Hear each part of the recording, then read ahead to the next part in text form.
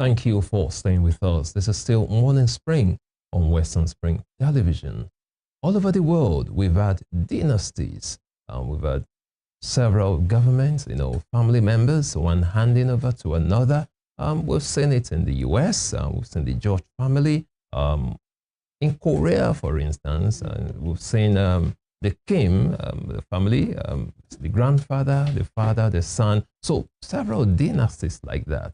And in Nigeria, we've also seen it. We've seen the Saraki family, we've seen the Adeleke family, and just to mention a few.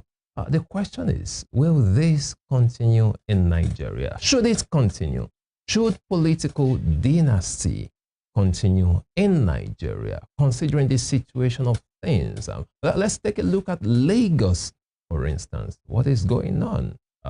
Lagos State was built, like many claim, by Asiwaju Bola Ahmed Tinubu. Now there's a discussion going on, among the GAC in Lagos as the Governance Advisory Council, that's what they call them. A strong group of people, about 30 of them. The GAC was actually constituted by the former governor, who is now the current president, Bola Ahmed Tinubu, and they decide who gets what in Lagos. Recently, there's been some arguments, for instance, in Agege, and some other local governments where, someone had to step down for someone. Okay, they were pushing for the son of the current speaker of the Lagos State House of Assembly, Mudashiru Obasa, to become a local government chairman. But recently, we understand that he has been removed from the race, or he stepped down, whatever happened. Someone else is coming in. But that is not the end of it. Another discussion going on right now is that the son of the president, talking about Sheyi Tinubu, should become the governor of Lagos State. So far, the president has not said anything. And so far, Sheyi himself too hasn't come out publicly to say he is interested in becoming the governor of Lagos State. But like they say, there is no smoke without a fire. So what exactly is happening? Should political dynasty continue in Nigeria?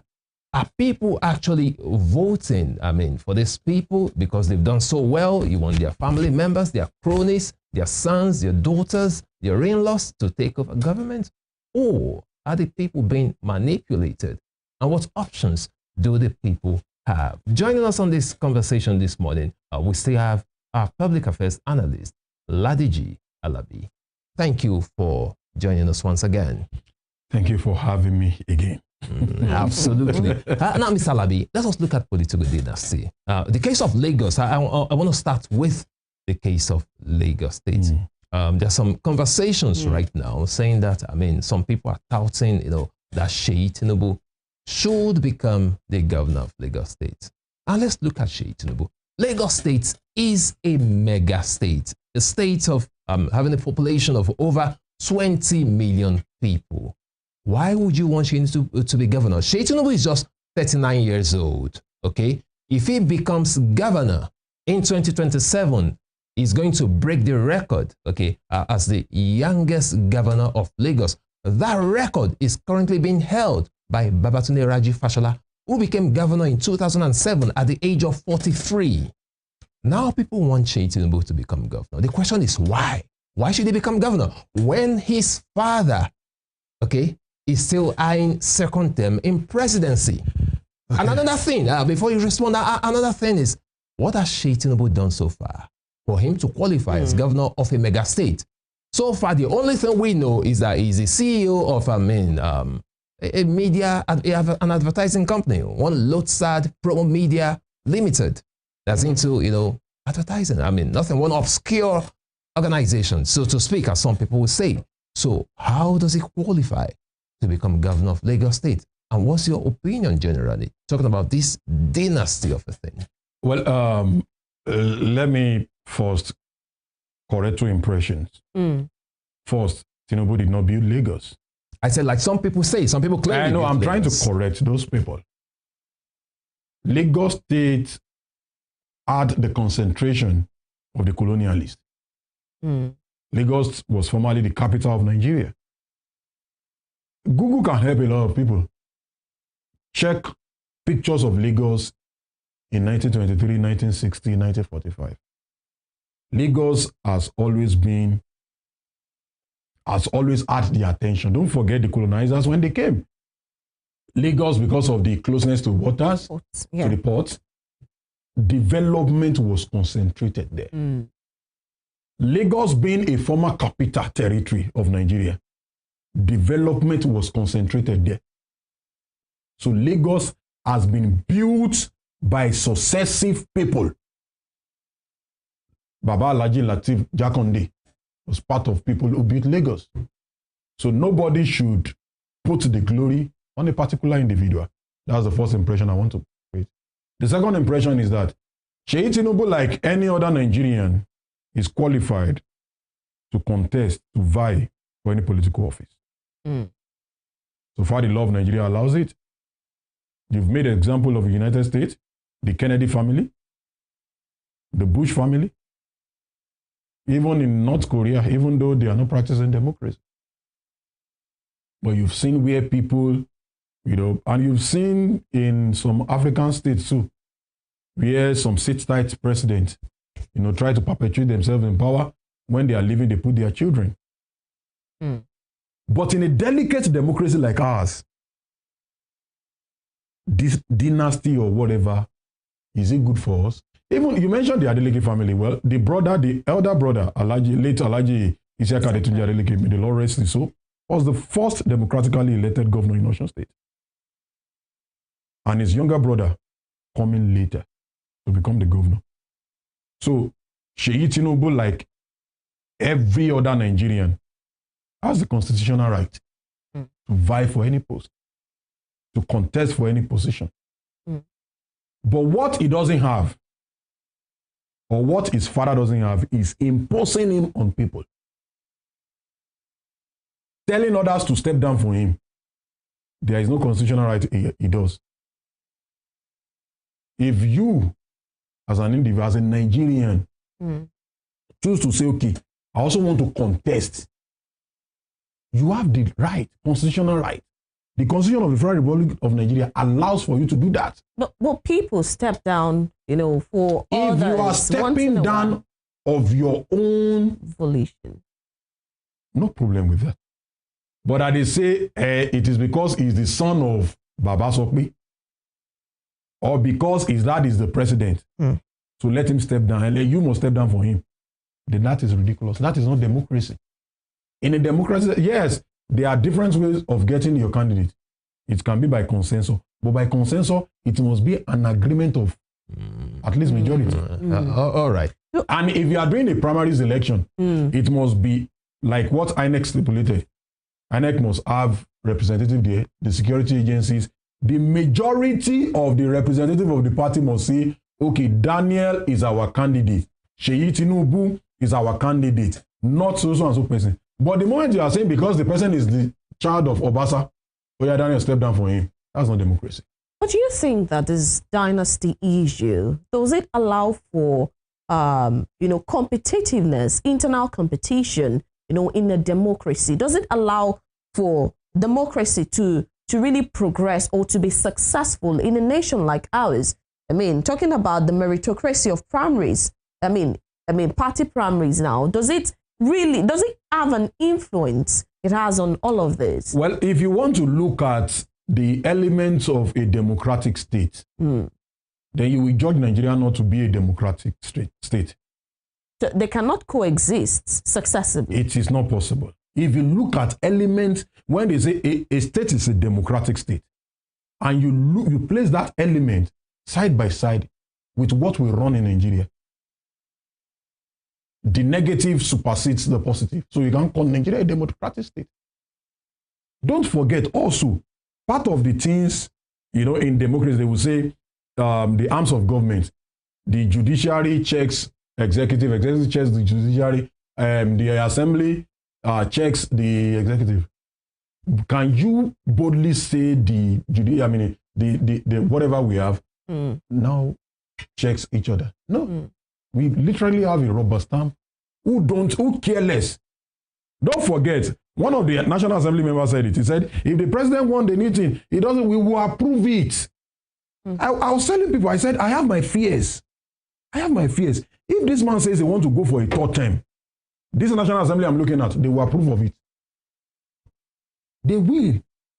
Because they see themselves as National Assembly, that the president is coming to present a budget and you are saying it on your mandate. Is that what the National Assembly? See, nobody is saying you should become the enemy of the executive. But when it comes to business, do democracy business like a business. Don't say because you want to be loyal to the president and everything he brings to your table, you even care less about if it is good or bad. You remember the issue of the state of emergency in River State? What the law say? A constitutional issue like that. I said, no, even with dissenting voice, no, Mr. President, we must do this. No, if you support, say aye. And that was it. And the same ridiculous man is coming out to say Nigerians should embrace poverty. Poverty is a virtue. Because we went to Rome to go and celebrate the death of the late Pope. Did you live your own life like the Pope? Did you? Are you not living in a mansion? Did the Pope live in a mansion? He left the mansion to go and live in a single room. You will not live in a single room to live in a mansion now. What are your thoughts on this, Mr. Alabi? Do political dynasties, I mean, this is not only about family issues. Yes, forming sure. a dynasty in a party, like the PDP and APC has really become, a household thing. But do you think that it allows for, does it undermine the fight against corruption and nepotism, forming political dynasties? Well, Robert Mitchell, in his Iron Law of Oligarchy, said even organizations who started with democratic principles tend to have a few oligarchs who controls the party. PDP, you look at one of the things that led to their fall now. From 1998-99, PDP started as a democratic party. But at the time some people held the jugular of the party, they decide what happens in the party. The same thing with the APC. You can't become anything in APC without, you mentioned the GAC. GAC is like the oligarchs of the party. They do the bidding of somebody. That's dynasty. Absolutely. Don't forget, a particular speaker of the State House of Assembly was removed. Another one was elected. And somebody said, no, go and return him. That's what. There are oligarchs somewhere controlling what you do. There are some people, there are some governors that cannot do anything of their own will. One godfather must say, this is what you do. And that's why in some states in Nigeria, some people are of the opinion that some people are ruling like they are in their third term. Because they are the ones controlling the sitting governor. He doesn't have a mind of his own. Absolutely. All right, Mr. Alabi. Well, the question is this: should it continue? Look at Lagos, for instance. You said the other time that the son of the president, constitutionally, that he has the right to contest for any position. Quite all right. Agreed. But you and I know that for him to do that, of course, what will happen is that a lot of people will have to step down for him. Someone will have to say, oh, you step down. Just like the case of Gani Obasa, the son of Mudashiru Obasa, that they had to pressure someone to step down. All of a sudden, I don't know what's going on. It's like they are rethinking that decision. So for someone like Seyi Tinubu to contest for governorship in Lagos State, people will have to step down. They are just waiting. So now they're having those internal conversations, which is, they're just trying to know what exactly is happening, because both parties talk about Seyi Tinubu himself and his father, who's the president, have not really come up publicly. But for this to be, in the news, it simply means those conversations are going on somewhere. So for him to actually actualize that, people will have to step down for him. And that's exactly what will happen. Okay, look at the case of his rival, of course, the first lady, senator, and all that. So the question is, regardless of whether these people are qualified or not, is it really the will of the people? That's the point. Well, I won't say it is the will of the people, but a lot of Nigerians have accepted fate. They've accepted, okay, these are the set of people that are... In a democracy. A lot of Nigerians. If you go to Lagos today, you see people who are saying... don't forget, some people came out to say Tinubu must contest the 2023 election. If he doesn't contest, they will sue him. Some people accept fate like that. And not because of the love of the nation. As they know, I know somebody who told me, he said, I won't mention any political party. He said, he prefers this political party to rule the nation. He said because he has connections to there, he can eat more from them. And I told him, I said, if you make all the money and you don't have where to spend it, what becomes of you? In Nigeria today, if you go out and come in, you should thank your stars. Because anybody can become a victim of kidnapping. Don't forget, a former director general of the NYSC, a major general in the army, was kidnapped. Is it that he went out just anyhow? No. It is because we have a serious security issue in our hand. So why did I go that route? Most of the time, it is not the will of the people. Now, like I mentioned, it is not a crime for him to say he wants to contest, but make it a level playing ground. Daniel want to contest against Seyi Tinubu. Did you want to contest against Seyi Tinubu? Don't go and tell Daniel behind the door that you must step down for him. If you don't step down, we'll bring out an EFCC case against you, or we kidnap you, or we kill you. No. Go for primaries. If he wins, everybody, oh yeah, let's rally around our candidate.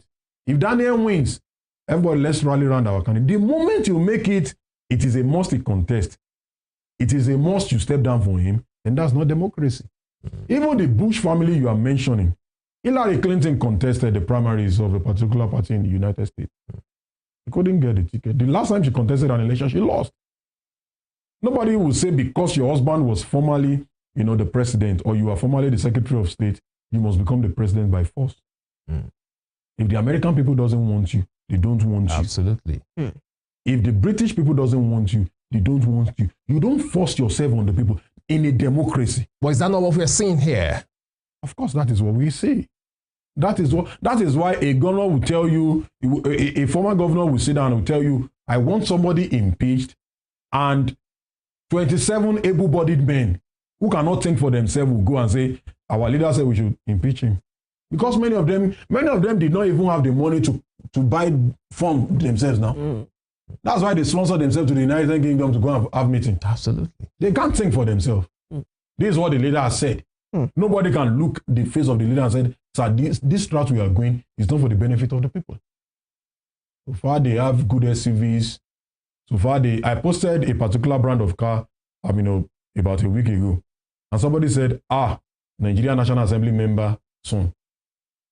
Yes, of course. Because that is the next thing. They have an eye for the latest cars, but they never have an eye for the latest development. You remember about a week ago when they said the federal government wants to spend 10 billion naira on solar panel for the Aso Rock. And Bayo Onanuga, the spokesperson of the SK, he said even the White House in the United States of America, they have the project. They have solar. So you are a shameless man. A shameless man. Average Americans have electricity supply. You see the good thing that happens in the White House, but you don't see the good thing that American government do. They have been doing to American people. You only want the best. Even the Prime Minister of the United Kingdom flies the British Airways. But Nigeria, the president must be comfortable. I liken our leaders to a student on a pass grade, moving around campus like a first-class student. It's like a lady whose her head cannot sum up, cannot calculate 50,000 naira that want to put a wig of 150,000 naira on her head. Does the capacity of your head, does it carry it? What your head can calculate, does it carry it? Perhaps the wig will improve the capacity. Mr. But it has never shown. Cadillac Escalade doesn't improve governance in Nigeria. A new presidential jet doesn't improve governance in Nigeria. It doesn't improve our health care. It doesn't improve our education sector. Neither will solar make you see. Solar will not make you see. It is just for their comfortability. How well do we plan to rig the next election? How well do we plan to make more money to ourselves? How well do we plan to give projects to our friends? All right, Mr. Alabi. Are you not concerned that our democracy in Nigeria is endangered? Because like you said, most times it is not the will of the people. Daniel, don't stress yourself. I've asked you. Well, maybe because we do periodic election, you can say we are a democratic state. But our elections, are they free and fair? Are they truly the will of the people? Are they truly the will of the people? So how then, Mr. Alabi, how then can the people break away from this grip, of strong men who are trying to, have dynasties in Nigeria? Well, are there legal or policy reforms that will not tamper with democracy that could be put I will in place? point you to this reggae musician song that says, emancipate yourself from mental slavery. None but ourselves will free our mind. That's the question. How? First, the people need to think. We need to emancipate ourselves. For once, I honor your office as a governor, as a speaker, as a chairman. I honor your office, but I don't see you as my lord. As a matter of fact, you are working. I'm paying your salary. It is only in Nigerian democracy that I remember when there was this wildfire in California, United States. A particular woman wanted to talk to the governor, and the governor gave her the attention. The governor said, Mr. Governor, what are you going to do? My house is gone. My this is gone. Say, madam, please, I'm working. I'm in talks with the federal government. We are going to see. That is what a reasonable, democratically elected official does. But here in Nigeria, a local government chairman will look at you. Who are you? Have you seen the FCT minister talking to people? There was a certain case. What you said now just brought that one is not. He was addressing people. If you see the way he has the tendencies of people like this North Korean leader. He's not a democratic person. I don't take him seriously, and he's somebody that speaks from both sides of the mouth. So I don't take Nyesom Wike as a serious person. I'm sorry. I don't take him as somebody you can say, okay, I want to look up to as a politician. I don't see him as one.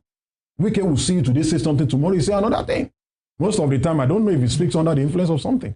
But what I'm trying to say is that in Nigeria, I remember that there's a particular political officer that, I actually wanted to do him the honor. I was to represent somebody somewhere, and I went to welcome him. And I was like, who are you? I just looked at him. I left him. Who are you? Who the hell are you two? I'm only honoring your office. I'm not, I may not have money up to you, but I will not come to you to beg for money. That's why I care less about any political office holder. I won't beg you. I won't come to your office and be looking at you. So how much are you going to give us? So that when I want to lambast you, I went to the office of one of the SS to the governor. And I told the people we went together, let's leave. I go back to the office. I said, talk to him. Even the governor appointed you will not be that proud. You are just an ordinary SC. And you are doing as if you are the governor. I thought the information, I said, this person, tell him, he will not go far in politics if he goes on like this. When people know that, politicians are not doing you favor by they are building roads. You are not bringing out money from your pocket to do it. It is the money you tax me that you are using to build the road. Why should I worship you as if you are God? Are you the one giving me the life I live? Are you the one putting oxygen in my nostrils? No. The only thing you have to do is to control resources. And many of them, if you look at it very well, many of them doesn't have a second address. Many of them, they don't have a second. If politics stops today, many of them will die in penury. They don't have a second address. If I do tell people, if your father says, if they ask your dad, what do you do for a living? And he says he's a politician, your dad is a thief. No, there are people in politics that this one is a lawyer before he joined politics. He was a lecturer before he joined politics. It's not a crime for people to join politics. It is not. Obama was a lecturer in Harvard University. Yeah, absolutely. Joe Biden had a job. We have some politicians in Nigeria who are also who are business owners who have succeeded in private sectors. It's not a crime. But the moment, what does your dad do? He's a politician. Your dad is a thief. I'm not sorry to say it. He's a full-time politician. Because if politics stop today, what will he go back into? If your dad fails to get a political office, there are some people in Nigeria that the moment they contest for an election and they lose, they go back to their business. Well, but Mr. Alabi, how about, how do I put it now? Career politicians, those who went to school to study political science right from the beginning. They that just you study political science doesn't mean you are a politician. No, I'm saying that some people actually wanted to be politicians. And that's what I'm saying. That you went to school. What is political science? Gives you in fact, political science is a broad field that even if you study under it, you can do public administration. Under political science, you can do international relations. You can do peace and conflict resolutions. It doesn't mean when you are done with political science, oh yeah, you go and open shop. What job do you do? I'm a politician. You are a thief. You don't have a job you are doing. You just want to eat fat on people's money. So, what would be your conclusion? Should it continue, or Nigerians should look well, in our own best interest, it shouldn't. For some people, they will say, well, is it everybody that would... No, it is not all of us that will become political office holder. That's in reality. It is not all of us. But it is not also a monarchical system that it is only your family that should be there. That is why you must allow for a level playing ground. When you are contesting, you've done your own term, allow for other people to also. Rotation of power, that's what makes democracy sweet. And, Osun State, when you talk about non-constitutional arrangement of governance in Nigeria, I think Osun State gives a very good example of that also. Because all the senatorial districts in Osun has produced a governor about the lifetime of the other. Osun West, Osun East, Central has produced. Do you get? Democracy suite. That the reason why I would not use Lagos as a good example of I just wanted to mention Lagos now. Opposition doesn't thrive in Lagos. Apart from that, Mr. Labi, apart from that, in Lagos so far, all the governors have been produced either from Lagos Island or Ekpe. Majorly from Lagos Island. Because you must become to, we talk about the GAC now. They are the ones that become. I remember when Ambode was not going to be returned as the governor in Lagos State. Somebody sat down and they said, Governor Waikore, and they held Baba Sanwo-Olu